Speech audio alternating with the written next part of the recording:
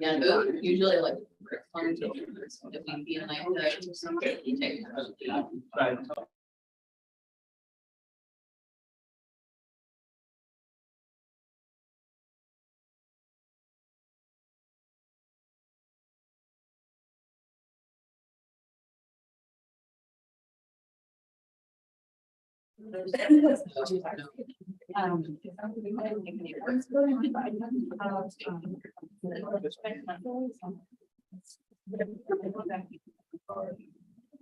Hello.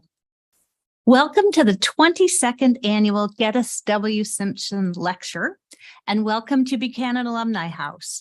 My name is Sarah McPartland Good, and I'm the General Counsel of the University of Maine Foundation. Professor Geddes Simpson was a distinguished researcher and teacher at the University of Maine. And back in 2001, his family came to the University of Maine Foundation looking for a way to honor his memory. The foundation specializes in creating lasting legacies through endowed funds. So the Simpson family chose for their fund to create this lecture, which is given by an individual who has provided significant insight into the area where science and history intersect. I want to welcome all of you to the lecture today and to especially recognize the Dean of the College of Liberal Arts and Sciences and the Dean of the College of Natural Sciences, Forestry, and Agriculture. Both colleges play an important role in the lecture every year. I think we're very fortunate to have a number of Dr. Simpson's family members with us virtually today, and I want to reach out to them and say thank you. We so appreciate their generosity. Sydney Record is the chair of the Simpson Lecture Committee this year, and we're so grateful for her leadership. And Dr. Christina Murphy from the Maine Cooperative Fish and Wildlife Research Unit will now introduce our speaker.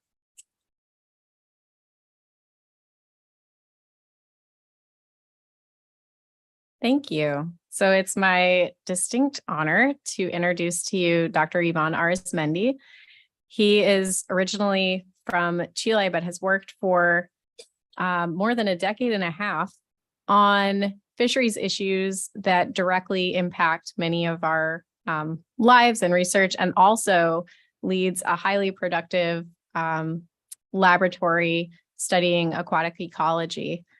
So with that in mind, he has published more than 100 peer-reviewed articles. He's been honored by the American Fisheries Society, which is the National Society for Fisheries Professionals, with their Emmeline Moore Prize, which is the highest honor for a fisheries professional contributing to the society in the areas of diversity, equity, and inclusion.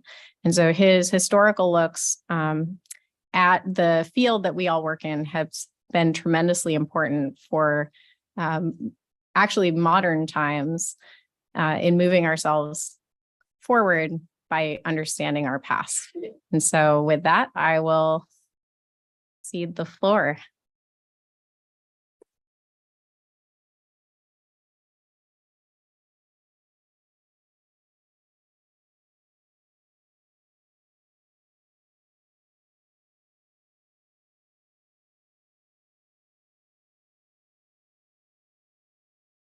All right, thank you very much for inviting me.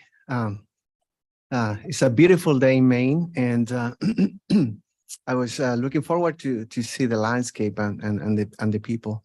And I am a quantitative ecology, but for some reason, serendipity and life, I was moved to talk about diversity, equity, and inclusion in our profession. So today I will tell a little bit of some stories and some introspective exercise for us to be in the same page, then talk about the history of the American Fisheries Society and how the history of that society may reflect our society itself. And then talking a little bit about some work we have done with actual data, because I'm a quantitative ecologist, so I like data. So I'm trying to put these two things together and somehow bring in some sense to all of this. So as Christine mentioned, I'm originally from southern Chile, a city named Puerto Montt. It's kind of a mid-sized city, 350,000 people. So I lived there all my life, and then moved to Oregon 16 years ago with my wife, and I have 2 kids.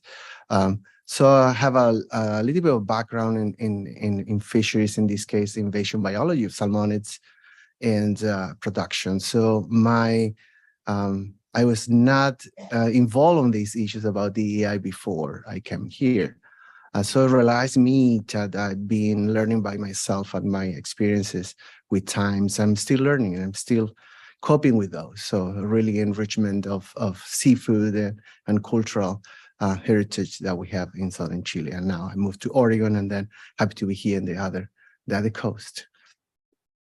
So here's my lab. I want to just show you, it's kind of a personal statement. I have a diverse type of lab work with people from different countries, from Colombia, Puerto Rico, Pakistan. Now I have a new Saudi Arabia student interested in fisheries. So trying to provide this opportunity for a range of type of students and FRAs and undergrads as an integral part of research. So I would like to start this talk today with some test. And I would like you to participate as honest as possible. And I have a question for you. What is the symbol that you can see in the middle? Anybody can say? Just 13? Okay, how about now? B. So you, without any conscience, you associate the information around in order to have a meaning of something that you see, right? And it's the letter B if your expectations are slightly rearranged. So I can put a context in order to change your mind or what you're seeing. And the point that we like to make is like, this expectation may change according to why you perceive the information that you receive of the data. For example, what can you see here? A rabbit? Do you see anything? A duck, right? Looking up. How about this one? A saxophone? And do you see any other thing? A woman face, right? If you rearrange your information. How about now?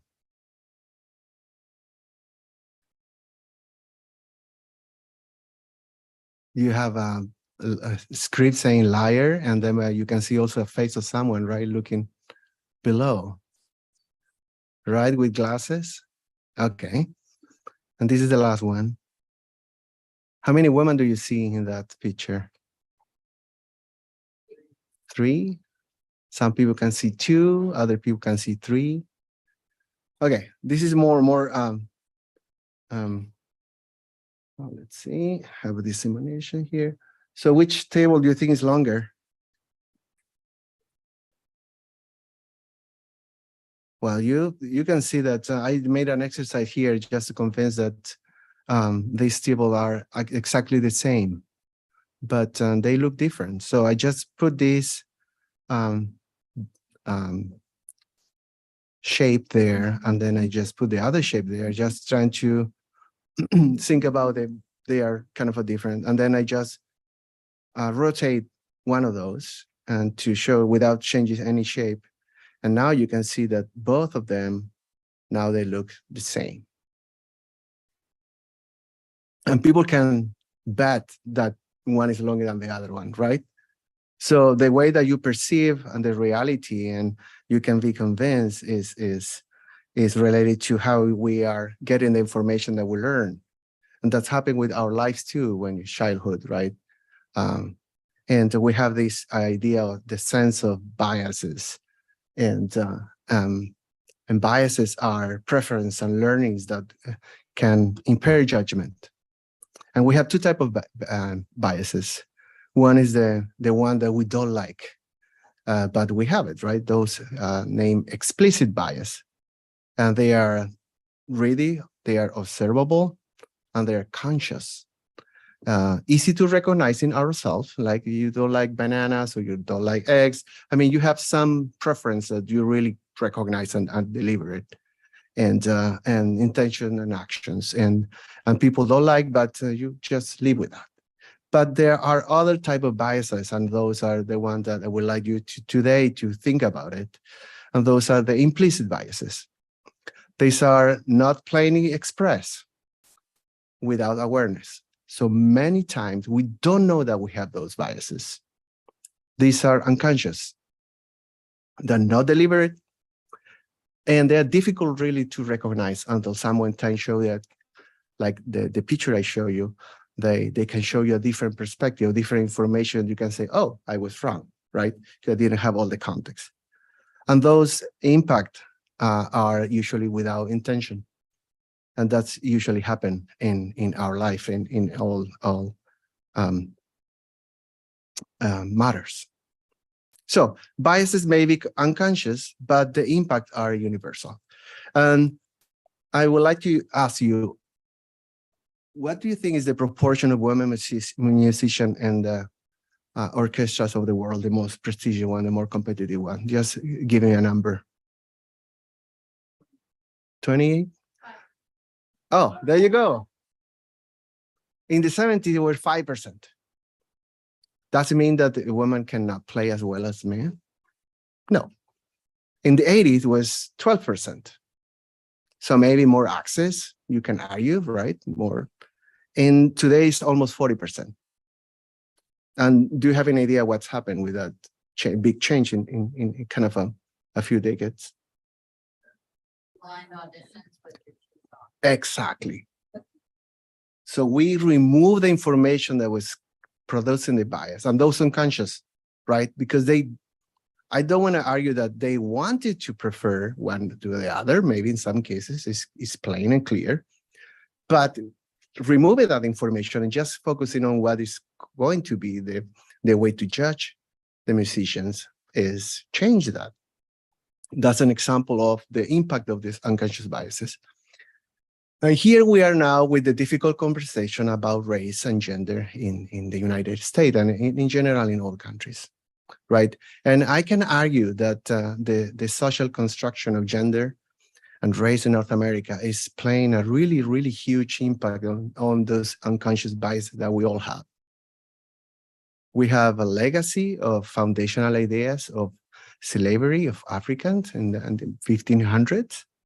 In 1900, they still being questioning their humanities, that the Black people were not humans. This is about 100, a little bit in 1900, you can imagine that, right? And people argue these are all science based on social scientists that have been proved this for many years. But in my case, I was not aware of this because I'm a fisheries person, so I usually don't read those type of papers. But they argue that this still persists to these days. There is another type of science too, social structure of individual identities in Western societies in general, deliberately have devaluated women while benefit men. And this is also a line of research that people decided to do that. So the argument in this case is the persistence of these socially constructed ideas of racism and sexism have less residues in science. So we as a science, we cannot be separated from our society. So arguable, we have these unconscious biases within us, all of us. And myself, I'm still learning about these biases. And we need to be a little bit humble and trying to think about how I can cope with the biases, believing that this university community, for example, is supposed to be inclusive and doing science for better society. The second point that I would like to make is, in general, the societies are designed for the majority, right? And there is a huge difference between equality and equity. And sometimes equality is not enough. If you think about those biases being unconsciously detrimental to some minorities and groups, equality is not enough. It's not enough to provide the same tools. I would say equal pay, equal salary, right? But in some cases, in other cases, like for example, recruitment or tools that we have a minority that are being systematically oppressed during their childhood, there is no way that the people will compete in the same condition with more privileged other people, right?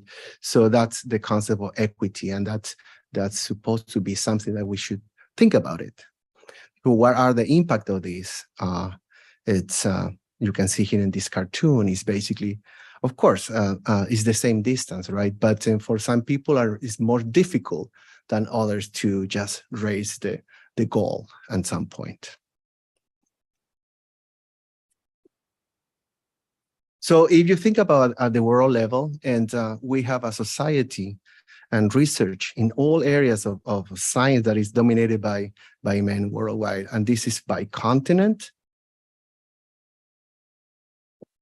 When you see North America, this number 32, around 30 is going to stay in your mind probably because it's consistent in many areas.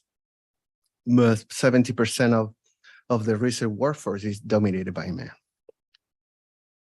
We did our work with the grad student, and she was looking for advisory board of university natural resource in the US and trying to see natural resources programs and what is the composition of the advisory of those institutions.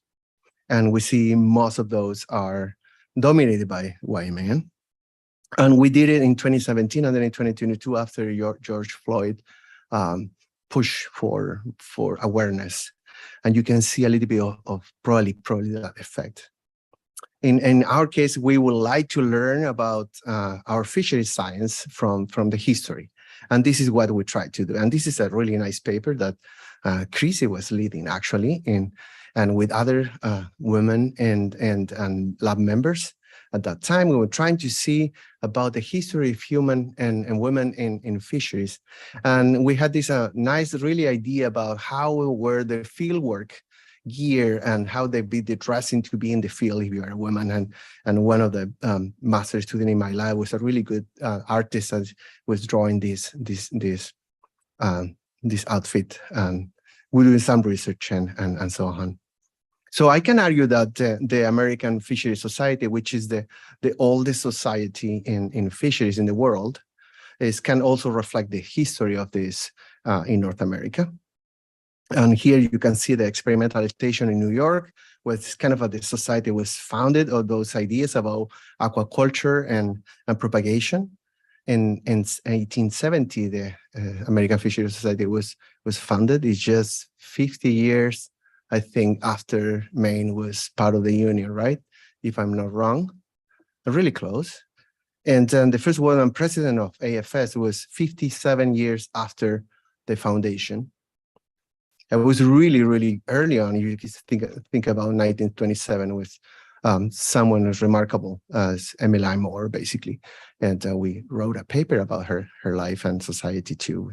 Chrissy also part of the leadership of that paper.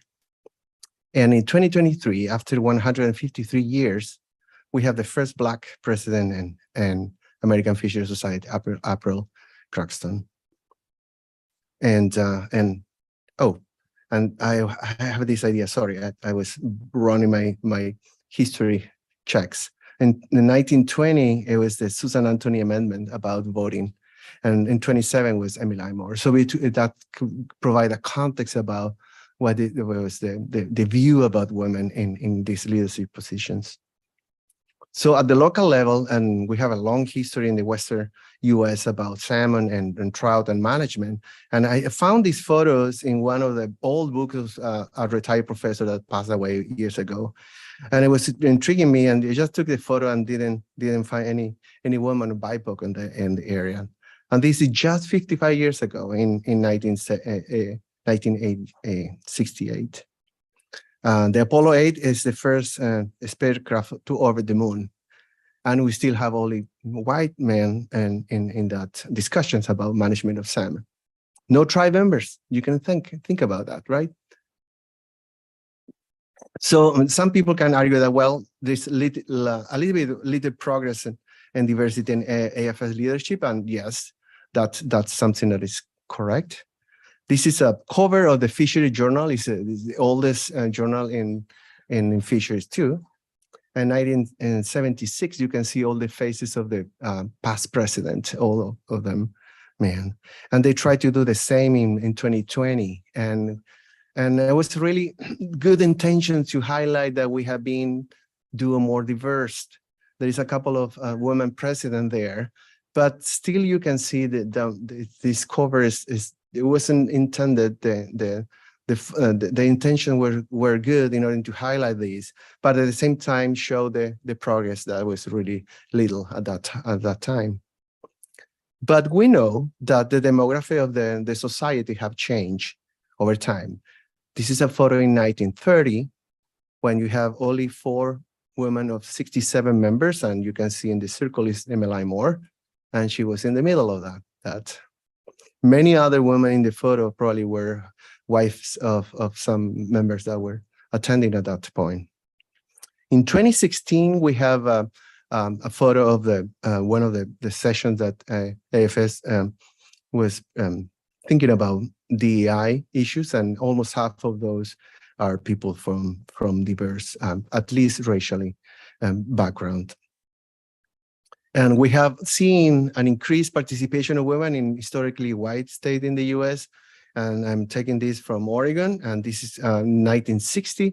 I found this picture in one of the walls in my department. And this is a joint meeting between the Wildlife Society and American Fisheries Society. In the Oregon chapter, there's no women or bipod in the photos. And in 2016, I took this picture of the banquet and in the annual meeting in Oregon. And I was able to find 30% of people in the photo are women, at least visually. So we have this progress, and again, it's kind of 30%. And if we think about the whole society and see the enrollment, and we compare with other scientific society, we still are behind. And these figures are showing that the US Census, and at the top, you can see almost 50 and 50. The 2013 STEM workforce with the potential applicant to have this position or taking this leadership in science. And the AFS is only 25% so far. The Ecological Society of America is 42%. So that's, if you think about goals and that we like to push ourselves, this could be a kind of a nice short-term goal. In the case of race is a little bit worse, and in all societies you can see the census is 64% white, and the workforce is a little bit also less diverse. But American Fisheries Society and the ESA are not doing a great job. It's like 9% and in like 12, 14% is respectively. And we try to do this in our, we had this conversation a couple of hours ago about agencies and how different academia may be from agencies. So we did this database and find the compare our participation of the population, but also in PhD in biological sciences from NSF.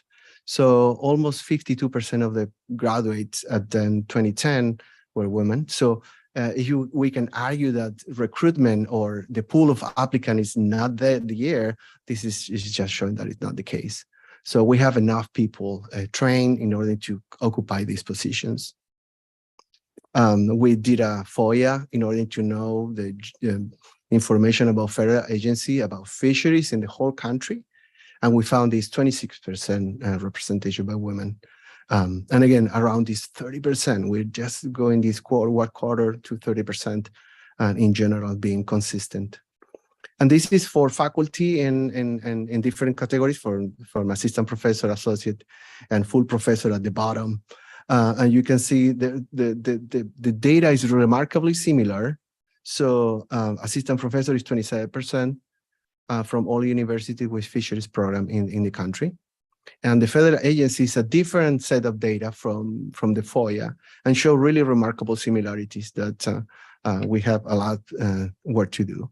So in general, more than 70% of tenure track are dominated by men.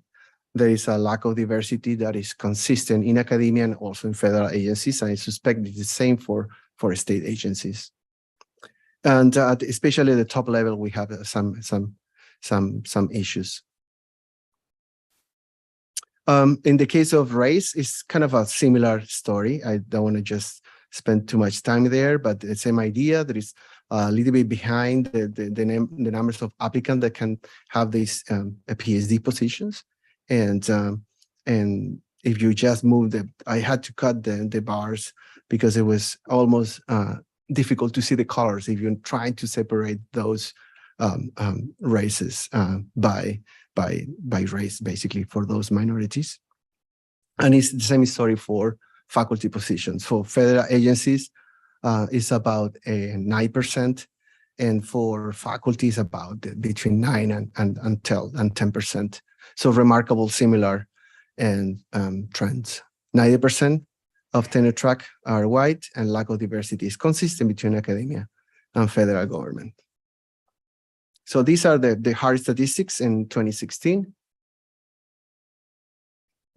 And this paper brought the attention to a lot of people to think about that.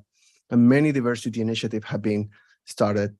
I think maybe just to show in the numbers that people are aware that this was a problem, but until you have the quantification of that problem, that will be easy to argue with scientists, at least with data or evidence-based information. And we know that the diverse workforce is really important. And what is the advantage of having a diverse workforce? As we can generate new ideas, we can promote innovation to better problem solving. This is being studied across disciplines in technology and businesses. And in science, we can increase productivity with more diverse pool of faculty. We have more productivity, and the chances that your science is the higher impact is greater. You have more diverse teams. We can argue that in the case of natural resources, we also have argument to be more diverse and with more representation, with more good for the profession and relevance too. It's not just the productivity of the traditional metric, is more about let me check my time. About more values that more a society we would like to have. So we try to argue this with some idea of how we can measure these collaboration networks. And we created this idea of, can we study the collaborations in our field, like a proxy of these issues, and where may be an issue that people are have left the profession sometimes. We know the lead author receive recognition in journal of the papers. And we know that author information is really important for career development. If you have more papers, you will be more likely to be promoted. You will be having more funding and more recognition. So it's important to be in a science field. It's important to publish. It's publish or perish, right? And it still is the case. But we know also that the social interactions are really fundamental to building these collaborations. So when you think about now with the first part of the talk about this social bias that we have, think about who are your collaborators, who are you collaborating with, who are you co-authoring your paper, who is in your lab, how you make these decisions. So, and I think that we can argue also that the collaboration network can embody the dominant ideas in fisheries science. So if the science is dominated by one group, the ideas behind science and how science is perceived in the case of fisheries will be from that majority, right? Again, AFS was founded in 1970, and the first issue of Transactions of American Fisheries Society, which is the oldest journal in the society, was published 2 years later. And the first article led by a woman was also 47 years later. And guess what? It was Emmeline Moore, the same person that was president. Really productive and remarkable person. So we track this authorship by gender in the transaction because it's the oldest journal. Can we learn about that trajectory? And we found this. You can see in the y-axis the number of articles in shaded gray, and then the lead author, the proportional lead authorship. And you can see women. This is This is Emmeline Moore effect. Actually, here this spike, and then with traditional C. And you can see about 30%. Again, these numbers. So if I do this kind of a crazy regression that we shouldn't do, and the equality is expected about in 2059. So we see that, okay, this is one journal. How about if we can do with multiple journal in fisheries, because the journal may be biased and so on. So we did it, and we found that the gender gap in fisheries is not a productivity gap. You think about all these journals here, and this is the proportion of articles with women lead, and you can see, well, AFS journals are here, fisheries, North American Journal of Fisheries Management, and Transactions. So we are doing not very well in our own society. And you can think about these other journals. These are traditional fisheries journals. And those are 34,000 journals. So it's not just one journal, it's in general the profession. And this is happening in all branches of science too, as being shown that's the case. So 29% of published research in average is led by women. If you think about this 30%, again, so is the myth that women can publish less than the men is refuted here, because it's just publishing based on the proportion of in the workforce, right? 30%. And we also found as the impact of journals is based on the number of citations that we have, right? So we see that the proportion of articles with women lead and the proportion of citations here. So if you are cited equally, you should be in the line. If you are here, you are overcited by gender or the proportion of the gender that you have than here. And in all the journals, almost all of them, besides Copieda now is Ichthyology and Herpetology, they changed the name. And these two journals here are really in the borderline. All of them show that usually women are less cited than men papers. And again, it came back the idea about these unconscious biases that we have that may be affecting those, because we don't believe that papers led by women are not less relevant or less important or less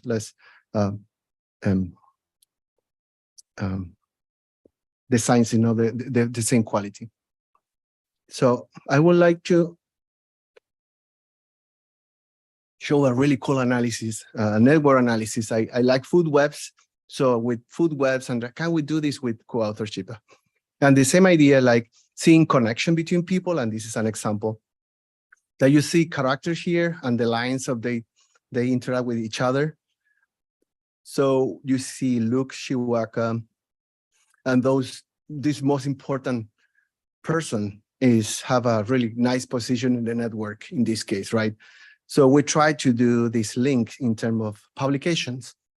So in our case, the network will be composed by two authors, author A and author B. So each dot that you will see will be an author, and the line between them is the number of publications. If you have more publication with someone, we have a thicker line, or the circle will be higher or lower. And we can create this ego network is basically who you publish with. So, and we have different structures.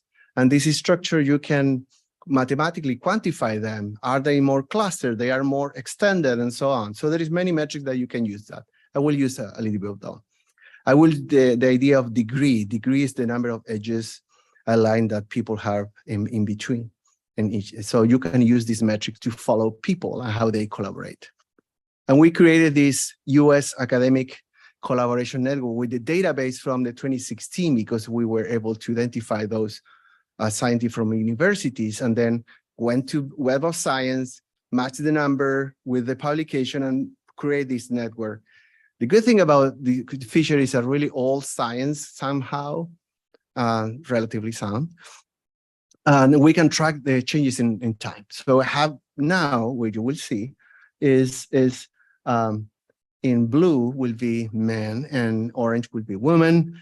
And this is an animation that we created with the co-publication, the evolution of the co-publication network in fisheries science. And you will see these 2 points are two men that started in the 70s, publishing together. These are different labs. And then you can start making this collaboration network. And no women yet. There is one here, and then next one here. And then you can see the labs are starting collaborating to each other, and they may be more isolated at the beginning. So research work in different places with internet, and you're starting to see this collaboration are being more connected over time, right? And being new members are being included. But in general, you can have an idea that over time, we see this network of fisheries scientists to be strongly connected somehow. Because at some point, we know each other, we have topics that are more complex, so you need multiple disciplines in order to tackle this complex problem in management. It's happened with natural resources too. So we are a larger network, more people, and we are more connected. We see this in general.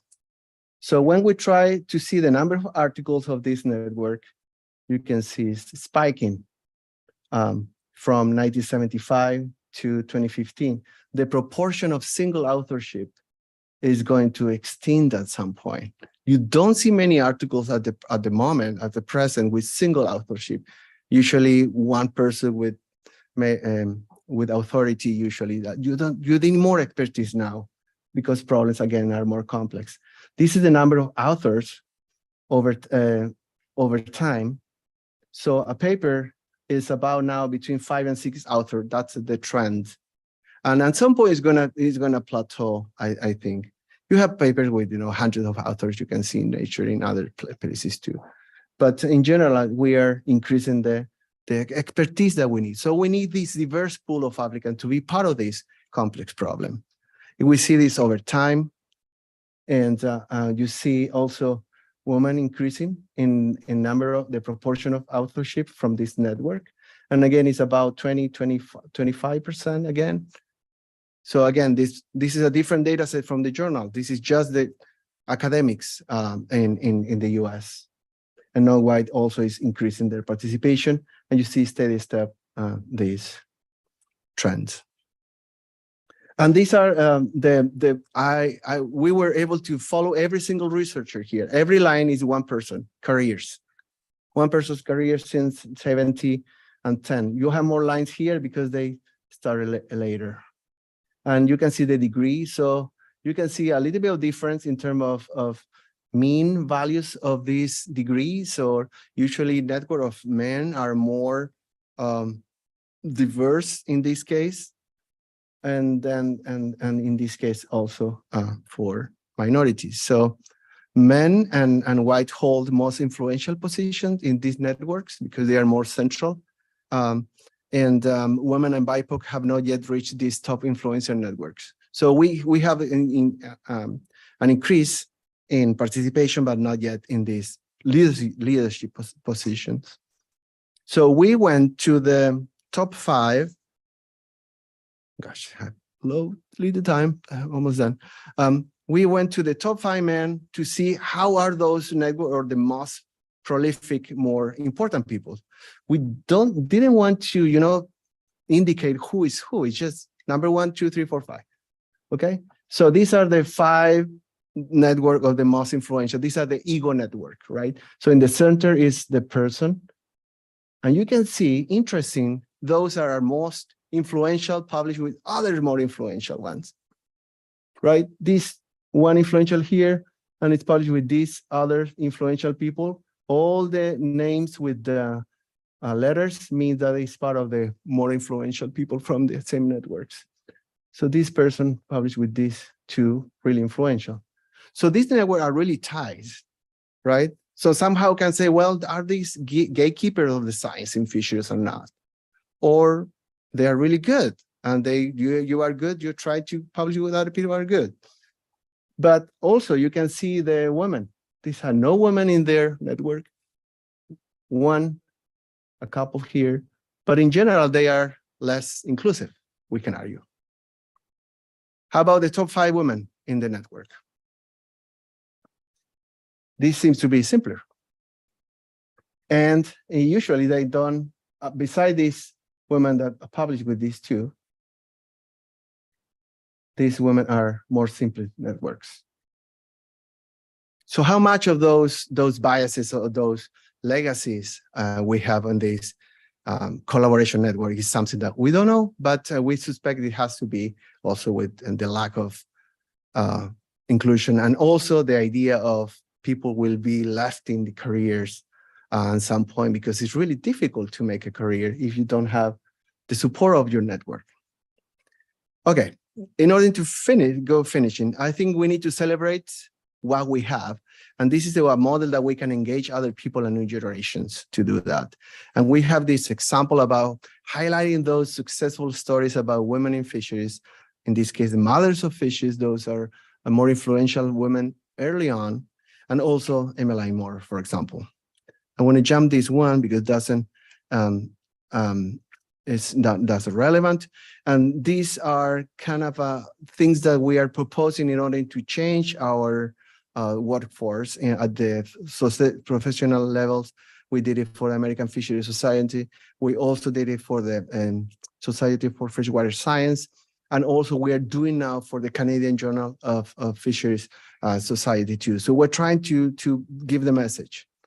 So finally, what can we do as individuals? This is one of the questions that usually I have. And I have some recommendations. First, we be aware that we all make mistakes and we don't know it. Thinking about unconscious biases. And we all have it, including myself. Again, I'm still learning about this. I made a mistake, but we need to be conscious about that. We need to become aware of our own biases, and that will be useful for mitigate them. That's the reason of the importance of having these conversations at the department level and bringing other people and maybe thinking about a little bit outside your box. We need to learn and then counter and eliminate these biases, because we know they are not fair, right? We can mentor and sponsor diverse talent. This is an example of the Hudden program.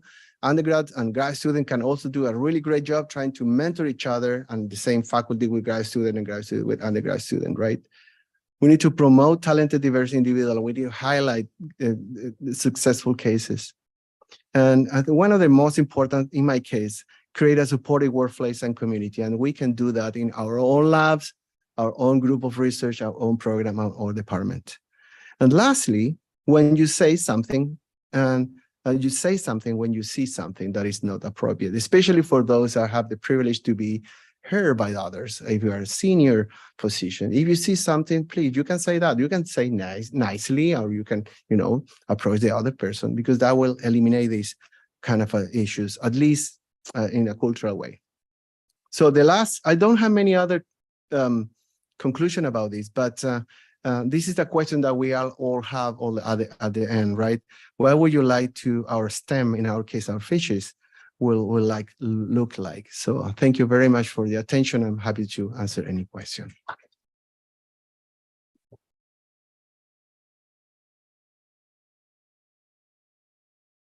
Questions, I'll come around the mic. Great, thank you. That was wonderful, thank you. 2 quick questions. One, in your analysis of the 5 influential, did you account for years in the field? 1. And then 2, I noticed earlier when you broke out by a journal, and as it became fewer and fewer women, it looked like they were more applied journals, and the top were more basic science journals. And I'm just wondering if there's something to that as well.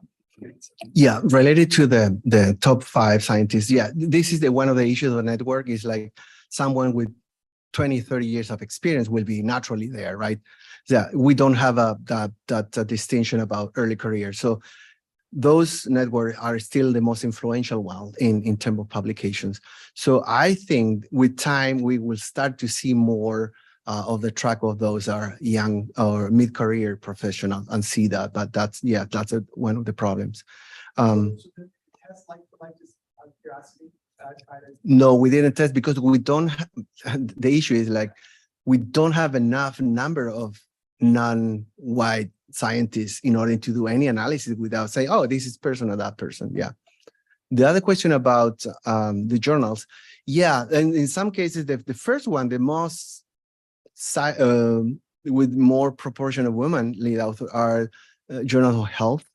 And it's traditionally those are being not dominated, but there is a lot of women participation in those journals. Yeah, there is a flavor of type of journal in fisheries too. That's correct.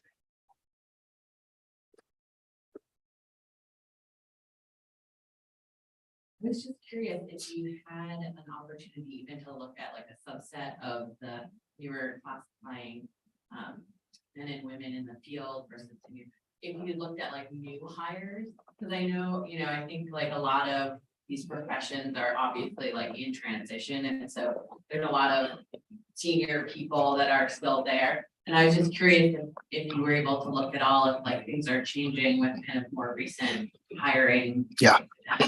Yeah, exactly. I think we will see this in a couple of promotion periods. I'm thinking about we put 7 years since hire, and we trying to find information from the website, and I think that was 2016, so it was probably up to 2012, 2013 the data. So now it's like 10 years later. It would be great to do it again and see how much progress. I'm sure there's going to be a progress. But yeah, that's something that we thought about doing on some point. Yeah, but it's a good point.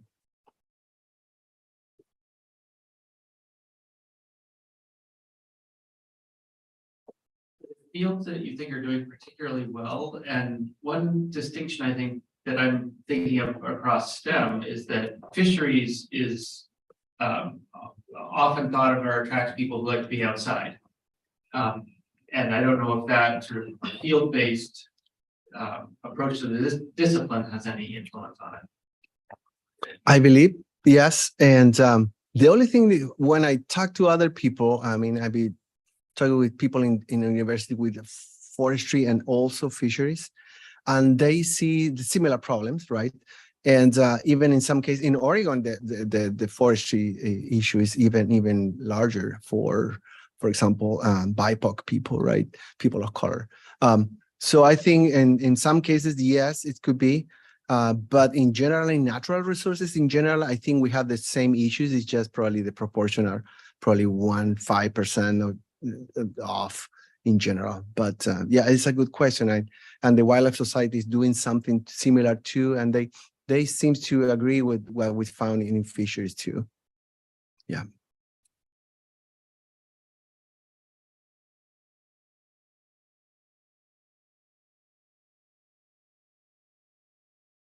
Thank you. I'm wondering with the network modeling, if you were able to do that via race, it seems like via your previous comments, you may not just have had enough. Yeah.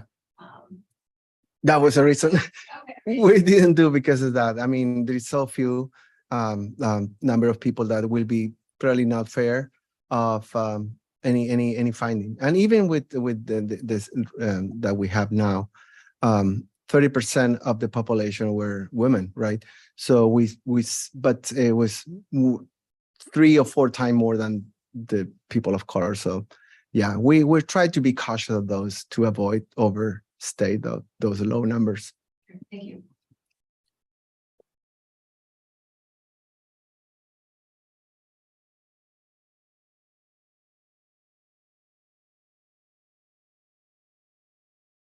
Thank you. You had a great slide of sort of things we could do as individuals to address this.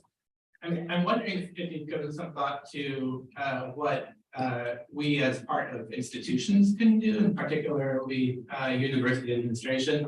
I was sort of thinking about before co-authorship usually comes writing grants together, and none of us wants the Office of Research Administration to require us to do more paperwork. But I'm wondering, like, what if we had like a box there that said, like, did you give thought to who you chose as your co-grantees on this grant application? Right. Are there things like that that institutions can do, because a lot of this is structural? Yeah, I agree. I think what we came out with all this experience so far is like we need to have this talking about ecology, right? Top down and bottom up processes, both of them in the case of these changes, cultural changes or institutional changes. So some of the change it has to be from the leadership, right? Clearly, in our case, I believe in strategic plans of the universities and also goal of what is the objective of the institution. And that objective that has to include the idea of like how you will interact with people. Do you want an inclusive workforce in your state or not? And then people can use that in order to do the strategic planning and all these initiatives to bring more a diverse talent to institution. On the same time, the bottom up is more like a lab type of work that we can do as human relationships, undergrad, grad students, and faculty too. So I think I like the idea of like being really doing a lot of innovation in our own institution with the people that we have, rather than impose policies from other institutions that may not work here, then maybe work in Oregon, but not here, and vice versa. So I think it's like listening to people, and I know that you have committees and groups that talk about this issue, and having an open conversation will be a great start. But yeah, I think the problem is complex. So I don't have a magic wand that will solve that, but I think it had to happen from the people that are part of the institutions.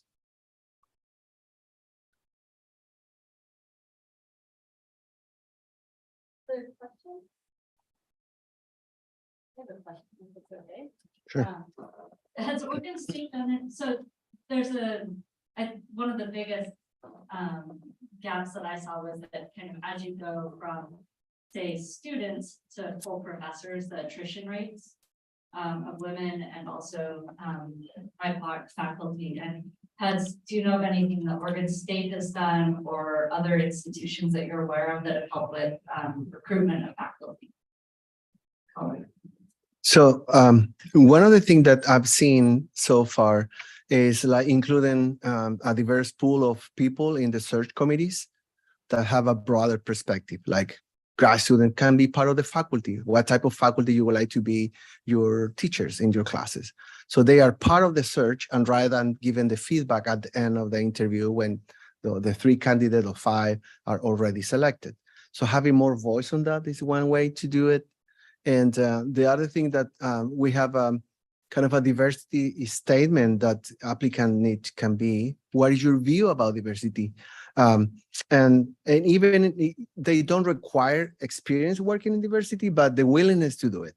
And just have this honest conversation, honest introspection about what is your position on that, to help people to read the packages and see, oh, is these people going to fit in this institution or not, based on, again, the institutional value. That to me is always like logic. Like if the institution has values, you can enforce those in order to all these searching and stuff, rather than just the risk is people will take, well, this person is just there because it's diverse, and this always will be one of the risks that when you impose things without this kind of a conversation that more deep and sometimes difficult. But yeah. And just because I realize I said recruitment rather than retention, I meant to say retention. Oh, retention. But once you recruit. Right. Retention is really difficult, and we haven't done much in my institution so far, I think. And we have people left the institution because they don't feel supported. Again, this network, if I really do the best and still your network is not enough, and nobody invite you to write grants, the agency don't invite you to be part of those issues at the state level, for example, right? If the state agency don't invite those faculty to help in solving their problems, it's going to be really difficult for this person to stay in the institutions. Yeah, we have to do a lot of more on retention, and many people left institution because of that lack of support.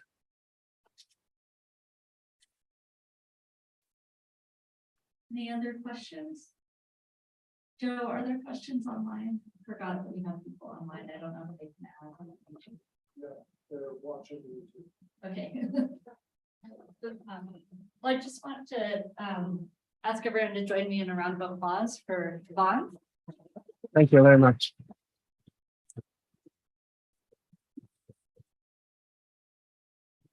And I'd like to present you with this plaque. Oh, Very gosh, big. That's beautiful. So thank you for coming. Thank you very much. And when you're on there, thank you very much. Thank you very And much. also, thank you again to the Simpson family. I know that you weren't able to come today to be here in person, but we really appreciate your generosity for making this event possible. Thank you. Thanks a lot. Thank you.